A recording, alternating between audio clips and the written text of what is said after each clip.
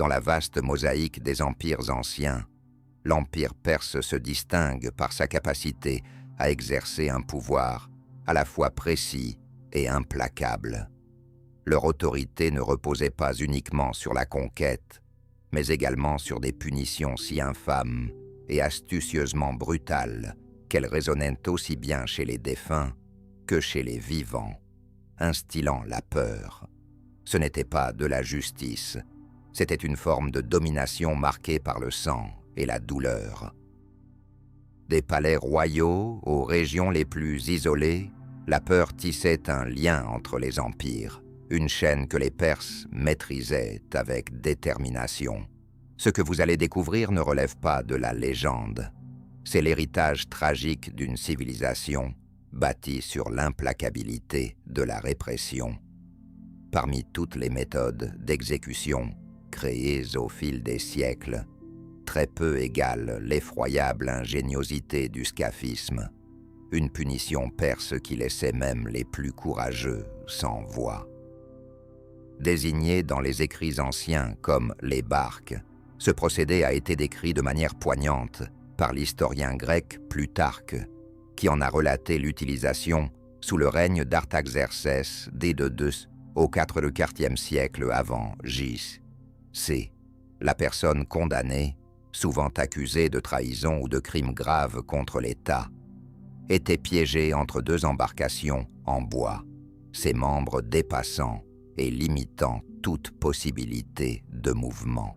L'élément véritablement grotesque résidait dans le fait qu'un mélange de lait et de miel était forcé dans sa gorge et appliqué sur sa peau, attirant ainsi une foule d'insectes. Ces ingrédients n'étaient pas choisis sans réflexion. Ils étaient soigneusement sélectionnés pour hâter la chute de la dignité humaine, en un spectacle de souffrance. Ensuite, en maintenant ses yeux rivés au soleil, la victime était contrainte d'accepter la décomposition. Ce supplice pouvait durer plusieurs jours, voire plus d'une semaine, durant laquelle la personne condamnée restait en vie, lentement engendrée par l'exposition au plein air, la déshydratation et les attaques incessantes des insectes. Le scaphisme ne constituait pas simplement une exécution. C'était une annihilation intentionnelle d'un humain, observable tant par la nature que par ses semblables. Même si certains chercheurs contemporains remettent en question la régularité de son application, sa documentation par des historiens anciens et sa survie dans la mémoire collective révèlent l'impact psychologique qu'elle suscitait chez ceux qui en avaient connaissance. Qu'il ait été courant ou exceptionnel, il incarnait la capacité de l'Empire perse à instaurer une terreur systématique. Les traîtres subissaient un destin funeste marqué par la cendre.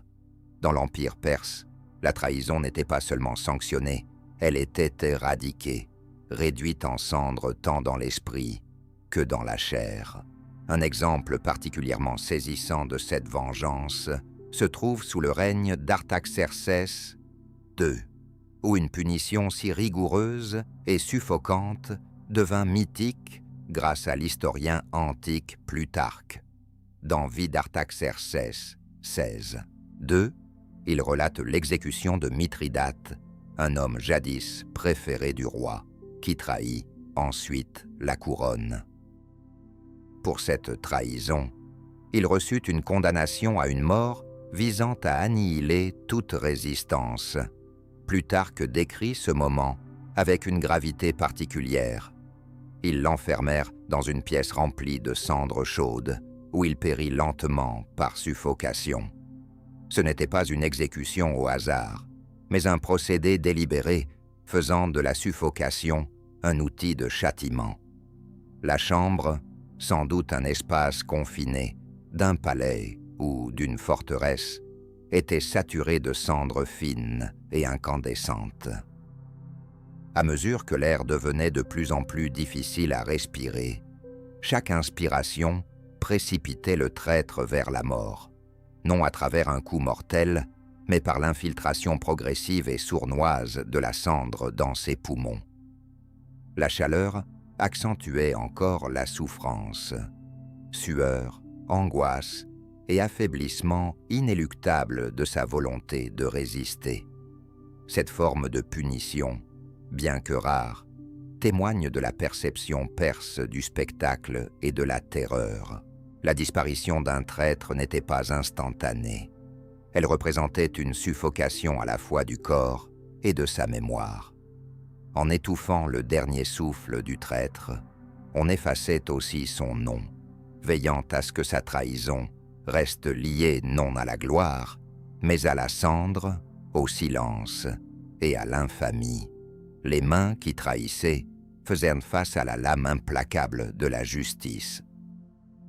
Dans le vaste empire perse, où l'ordre reposait sur une stricte observance des lois, le vol n'était pas perçu comme une simple infraction, mais plutôt comme une menace au fondement de la stabilité sociale. Les rois, appelés rois des rois, garantissaient leur pouvoir en maintenant un équilibre délicat entre justice et dissuasion. Parmi les punitions les plus notables pour vol figurait l'amputation. Des témoignages historiques, notamment ceux de l'historien grec Hérodote dans ses Histoires, livre 1, attestent que sous des souverains comme Darius Ier, les lois étaient rigoureusement appliquées, avec des sanctions sévères visant à protéger les biens et à maintenir la confiance publique. Bien que peu d'informations concernant les procédures soient disponibles, il est généralement admis que l'amputation, souvent de la main, servait non seulement à punir, mais aussi à infliger une marque indélébile de honte. La perte d'une main dans l'Antiquité ne représentait pas seulement une mutilation physique, mais entraînait également la ruine économique, l'exclusion sociale et un stigmate de déshonneur permanent. Dans la culture perse, ancrée dans les valeurs d'honneur et de loyauté, la mutilation était à la fois une punition et un moyen de dissuasion, servant de rappel visible du coup de la malhonnêteté. La justice ne se limitait pas à l'instance du tribunal, mais se manifestait sur la place publique. L'acte d'amputer une main ne se contentait pas de sanctionner. Il consolidait également le pouvoir royal et l'intégrité de la loi. Le message était clair. Dans l'Empire perse, le vol n'était pas seulement une offense contre l'individu, mais un affront à l'autorité du roi, entraînant une réponse immédiate de la justice. Les rebelles étaient pendus en hauteur pour terroriser la population. Peu de punitions dans l'Antiquité suscitaient une peur aussi grande que l'empalement, une méthode utilisée par l'Empire perse pour mater les soulèvements et établir un contrôle total. Ce n'était pas un acte gratuit de cruauté, mais plutôt un avertissement réfléchi à ceux qui auraient l'audace de défier l'autorité impériale. Après avoir réprimé une révolte à Babylone, Darius fit exécuter environ 3000 chefs rebelles, dont beaucoup furent empalés de manière publique. L'empalement était une punition conçue pour être spectaculaire. Le corps de la victime, élevé sur un pieu, devenait un symbole de la rébellion écrasée. Bien que la méthode puisse varier, elle aboutissait toujours à une mort lente, souvent devant un public, dans le but de dissuader toute insurrection future. Les grands pieux, souvent placés près des portes de la ville ou le long des routes, signalaient une vérité inéluctable. L'autorité du roi était inébranlable. Pour les souverains perses, la rébellion représentait non seulement une menace politique, mais un défi direct à l'ordre divin qu'il représentait. Ainsi, la punition devait être d'une absence de clémence totale. L'empalement était conçu pour empêcher toute sympathie ou glorification du rebelle, ne laissant que la peur et le silence. Cette forme de justice se manifestait de manière frappante, marquant le paysage et l'histoire. La loi perse punissait sévèrement ses ennemis, les ensevelissant sous des pluies de pierres. Dans l'Empire perse, La loi représentait la volonté divine et royale, et sa violation entraînait des sanctions visant à corriger et à purifier. Parmi ces punitions, la lapidation se distinguait comme une méthode d'exécution principalement réservée aux crimes considérés comme des trahisons morales ou sociales, tels que l'adultère ou le sacrilège, bien qu'on la retrouve également dans des empires ultérieurs et des contextes religieux. Des témoignages solides indiquent que les Perses achéménides appliquaient cette peine, surtout sous les règnes de Cambyse II et de Darius Ier. L'historien grec Ctésias, dans les fragments de son œuvre Persica, ainsi que des écrits de Romains ultérieurs, évoque des cas où la lapidation était appliquée comme jugement collectif contre ceux qui enfreignaient des normes profondément ancrées. Ce processus, qui se déroulait en public, impliquait la communauté ou des officiers désignés lançant des pierres sur le condamné jusqu'à sa mort. Cet acte revêtait une signification symbolique. Il représentait non pas l'acte d'un seul bourreau, mais la force collective de la loi et de la société qui s'acharnait sur le transgresseur. Le condamné était souvent partiellement enfoui ou retenu, incapable de s'échapper ou de se défendre, ce qui accentuait son incapacité totale face au jugement. Cette forme de punition avait une double fonction. Elle servait à infliger un châtiment moral et à dispenser un avertissement sévère. En rassemblant plusieurs personnes pour mener à bien l'exécution, la lapidation renforçait l'idée auprès des témoins que la loi reposait sur l'unité et que certains crimes seraient sanctionnés par toute la rigueur de la justice perse, symbolisée par les pierres lancées. Sous la loi perse, les condamnés se heurtaient à un cadre en bois.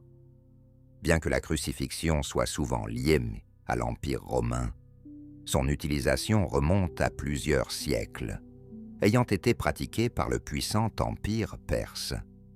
Cela dépassait une simple nécessité punitive. C'était une affirmation du pouvoir absolu.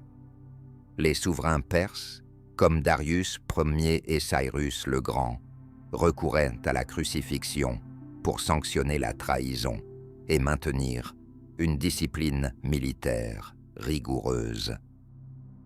Ce n'était pas une méthode aléatoire.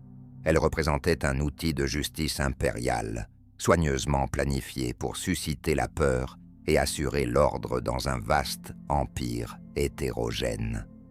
Dans ses Histoires, livre 3, 125, Hérodote rapporte un cas marquant, où Darius Ier ordonna la crucifixion de 300 serviteurs du satrape Oroétès en raison de leur trahison.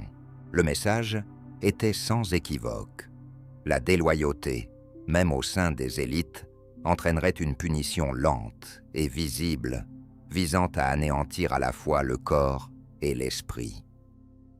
Xénophon, dans la Cyropédie, livre 2, 2.14, rapporte que Cyrus le Grand recourut à la crucifixion pour punir des membres de son entourage ayant commis de graves fautes, mettant en lumière l'importance de cette peine, tant pour maintenir la discipline interne que pour sanctionner les ennemis extérieurs.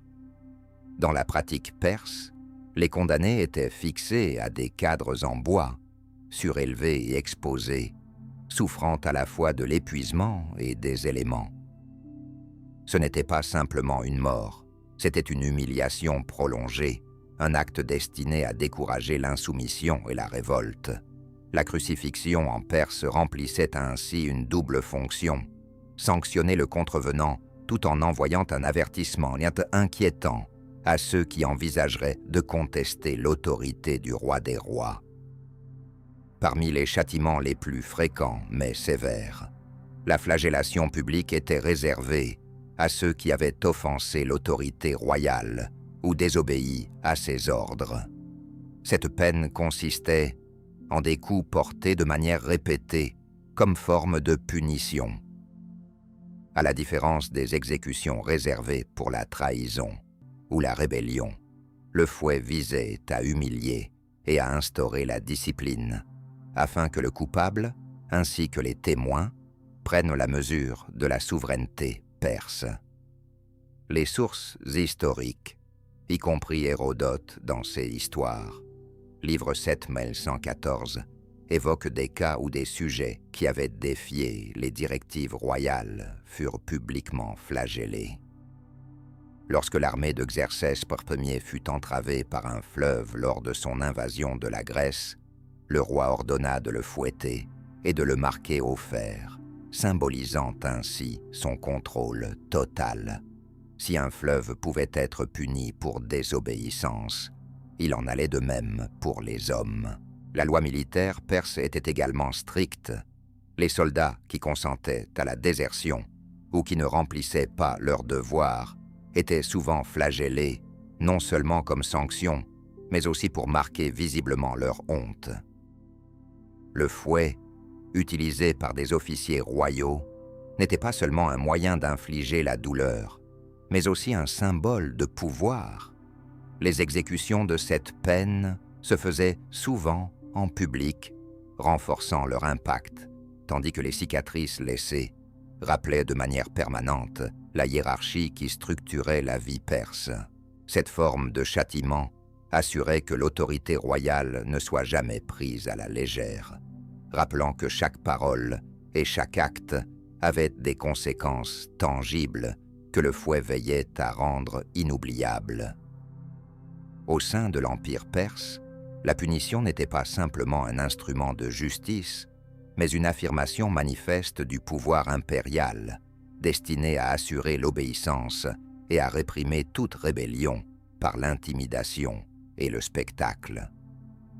Les chroniqueurs antiques ont consigné ces pratiques, montrant jusqu'où les souverains iraient pour maintenir leur autorité et établir l'ordre. Ces méthodes influençaient non seulement le sort des individus, mais également les fondements d'une civilisation vaste qui s'étendait sur plusieurs continents. En examinant ces châtiments, une question fondamentale se pose. Ces méthodes extrêmes étaient-elles nécessaires pour maintenir le contrôle, ou trahissaient-elles la vulnérabilité des empires, même parmi les plus puissants? Partagez votre opinion dans les commentaires. Darius Ier affirma un jour « C'est par la grâce d'Ahura Mazda que je suis roi. Ahura Mazda m'a accordé ce royaume. Une fois le pouvoir conquis, il était violemment protégé.